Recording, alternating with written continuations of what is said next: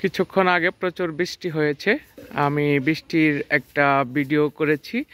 এখন বৃষ্টি শেষ।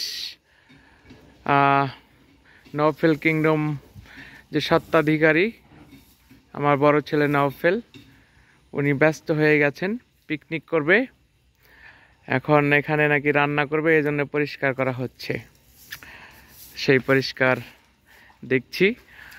আর বৃষ্টি ধৌত যে বাগান, রাস্তা দিয়ে হাঁটছি, আর লাইটের যে আলোতে এই রাস্তা চকচক করছে। সেই চকচকে রাস্তার, ঝকঝকে রাস্তার মধ্যে এই রাত্রে আমি হাঁটছি। রাত্র 8টা বাজে প্রায়। এই গাছের পাতাগুলো দেখতে পাচ্ছেন, লাইটের আলো, গাছের পাতা চকচক করছে হীরের কুচির মতো। বৃষ্টির যে পানি, সেই বৃষ্টির পানিগুলো গাছের পাতাতে হীরের কুচির মতো মনে হচ্ছে। সন্ধ্যা পার হয়েছে। সন্ধ্যার যে অন্তিম লগ্ন, যে শেষ লগ্নে প্রচুর বৃষ্টি হয়েছিল।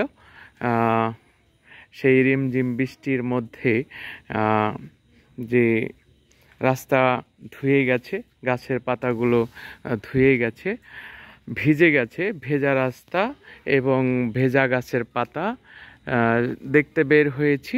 এই মুহূর্তে আপনারা দেখতে পাচ্ছেন আমার প্রতিটা গাছেই আমের মুকুল আছে। শুধু আম না, এখানে আপেল গাছও আছে।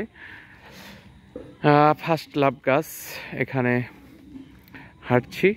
এখানে আমার আছে হলো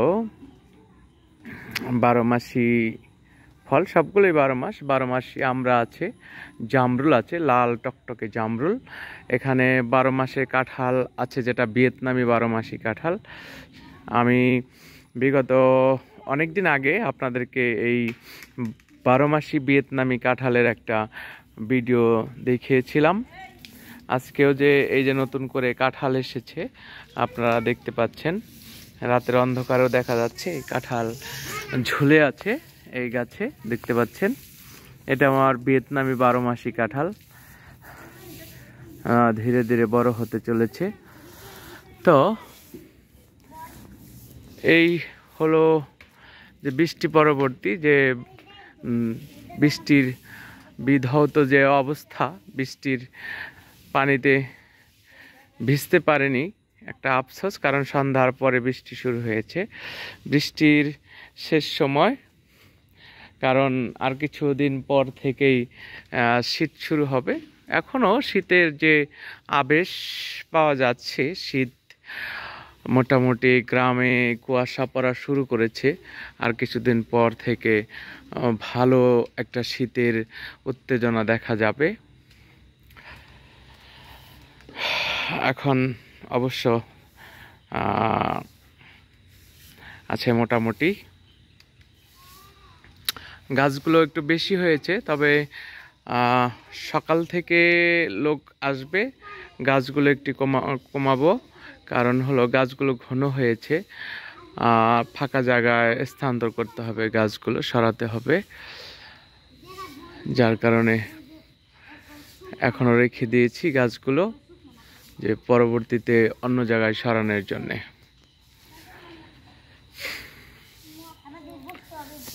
এখানে কি রান্না করা যায় পরে? যাবে? হ্যাঁ, চুলা আনছো? গুড।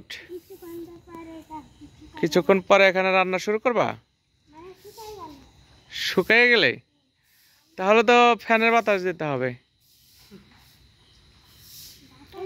হ্যাঁ, ফ্যান দিয়ে বাতাস দিলে মনে করো তাড়াতাড়ি শুকিয়ে যাবে, নাকি বলো?